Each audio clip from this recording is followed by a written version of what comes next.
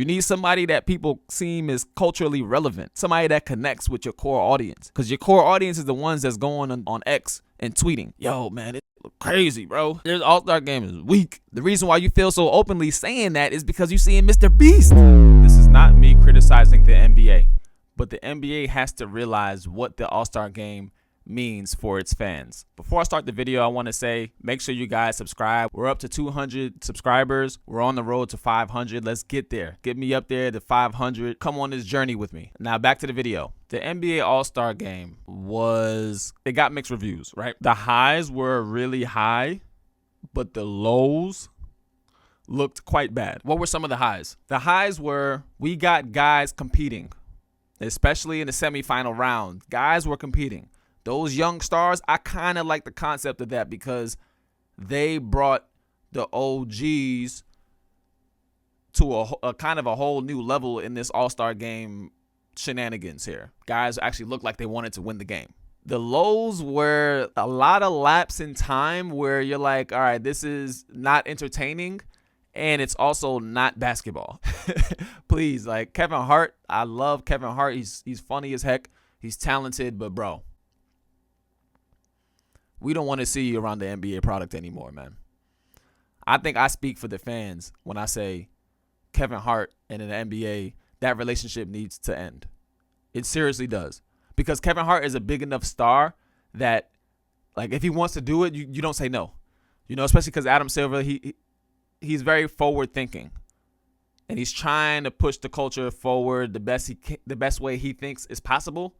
But I think there may need to be more influence from guys that are actually a little bit younger. Like, for example, on paper, Kevin Hart and Mr. Beast, on paper, that should connect with a younger audience, right? Because Mr. Beast got the kids. I don't even know who Mr. Beast is. Like, I know his name, but like I don't know what he does. I don't know his content that he makes because he has a lot of kid fans, right? So in theory, like a Mr. Beast should work because, all right, kids love you. If you and us do business together, they'll love both of us together. But it was so awkward, though. Like, it doesn't work like that. And I think a younger voice, a younger set of eyes on it lets that be known, right? Like, yeah, okay, that sounds good, but he doesn't actually connect with our core audience.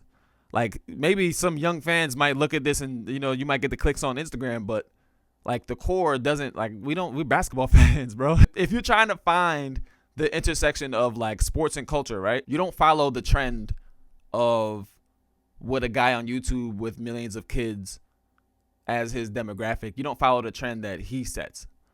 You set the trend and you get him to follow along with what you're doing. No matter what your take is as far as like how to fix it and what went wrong. I think it's safe to say that the NBA didn't nail the All-Star game, right? They didn't nail it. If you're being objective, it was decent, but nobody said like, oh, they knocked it out the park. Like the All-Star game is back. Like nobody came away with that, right? And I think it's important to think about what the All-Star game means for the NBA. Let me cook. The NBA is a product that gets watched and gets ratings mainly in the US. So now they're looking to expand. I don't know if you guys been keeping up, but like they're looking to start a league in Europe, which that's its own thing. Like there's a lot that goes into that as well. You know, they're doing things in Australia, they're doing things in South America, and I look at the international play more as like a digital play because, you know, you can like raise engagement from the European markets, but it's not going to really attract your ratings. Like I lived overseas for so long, I lived in Europe.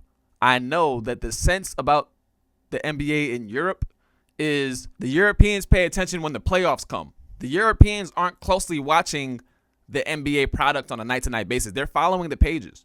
And they're looking at the highlights and they're looking at the box scores and they might watch a first take. They might watch a Club Shay Shay, but they're not watching the game. And that has its own reasons. A lot of that is because the time difference, you know, the time zones, a 8 o'clock PM game in the US is late, but an 8 o'clock PM game in overseas, that's 2 a.m. Nobody's staying up to 2 a.m. and ruining their whole next day to watch an NBA game. That's just facts. All my overseas guys looking at this and saying, yo, he's spitting right now. Because that's facts. If you want to stay out to watch a late night game overseas, your whole next day is shot. It's a sacrifice to watch an NBA game overseas. Now, the NFL is a little bit different because it's only one day of games. And usually that day of games starts at 1 p.m. in the U.S., so that means it starts at 6 p.m. overseas. That's prime time. So the NFL does good overseas with ratings-wise, but it's not so much the NBA. So what does that mean for the All-Star game? Chip, that don't sound too good, does it? No, it doesn't. Because if you can't nail the All-Star game within your own demographic, if the American public is turning on you with the All-Star game, All-Star weekend is in trouble. Because those guys overseas, they don't watch All-Star weekend. All-Star weekend doesn't move the needle overseas. With all due respect to the league, I'm an American consumer of the NBA, like through and through. I grew up on the NBA. But when I'm over there, I don't watch the All-Star game. The All-Star game has no impact outside the American market. You understand what I'm saying? So if you don't nail it here, and if you don't get the ratings here, if your own people are turning on you, there's no saving it. It's done. So how do you fix it? Chip, overseas, man, you talking about all these problems, man. What's the answer? What's the solutions? How you fix it? I don't know how you fix it. And if I did know, you wouldn't be getting it for free.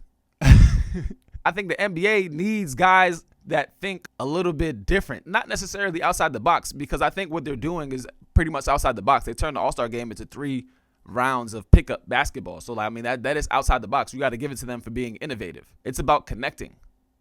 It's not connecting. If you go on Twitter right now and type in NBA All-Star, it's going to be a bunch of people bashing it. I will say this. The first thing you need to do is you got to change the public perception. You can't have people bashing your product. I mean, starting with your own guys. Look at Draymond. He went on a legendary hater run. Draymond literally is like, yo, I don't care. Y'all getting this. Y'all getting this. I don't care. You guys are getting this criticism. Even though I'm part of the problem, even though I'm part of the product, Draymond is looking at it like this is broken, and I can't lie. I can't fake it. So if your own guys don't believe in it, how are we supposed to believe in it? For real. If Draymond and the NBA players looking at it like, oh, I don't even want to be here. This is not fun. Do you not see Shea look at Kevin Hart with the death stare? You can't look at that and say those guys is having fun. So if the product don't even look fun, how are we supposed to enjoy it? What I think the NBA needs to do is they need to tap in with guys like me. Not even just saying me, not to put myself out there as like the main candidate. Oh, I'm going to save All-Star Weekend. No. You need guys that are real. You need somebody that people seem is culturally relevant. Somebody that connects with your core audience. Because your core audience is the ones that's going on X and tweeting. Yo, man, it look crazy, bro. This All-Star game is weak. The reason why you feel so openly saying that is because you seeing Mr. Beast. And once again, that's no disrespect to Mr. Beast. I think he's like huge on YouTube. Pause. Like, I think he's a big deal. The same thing with like all these influencers that they're working with. Like, they probably have huge following. That's no disrespect. But homie, I grew up playing in the park. I used to shovel my driveway just to hoop. No disrespect to Mr. Beast. You a beast on social media. But come on, bro. I grew up playing in the park. I seen people getting real fist fights over basketball. I seen people bet their last dollar on basketball. One-on-one games turn into a brawl about basketball. When I look at Mr. Beast, they don't connect. Mr. Beast and basketball, the basketball that we know, it don't connect. It don't connect. It never will. It wasn't meant to be like that. Kevin Hart is cool because, Kevin Hart's part of the culture. He did go a little bit too far. I think his role was a little bit too big. But you got Mr. Beast hosting halftime shooting competitions. I mean, come on, bro. They need to tap in with some people that's tapped in. Y'all know my number, man. Y'all know the name. Y'all know the IG. Y'all know the TikTok, all of that stuff. Could I save the All-Star game?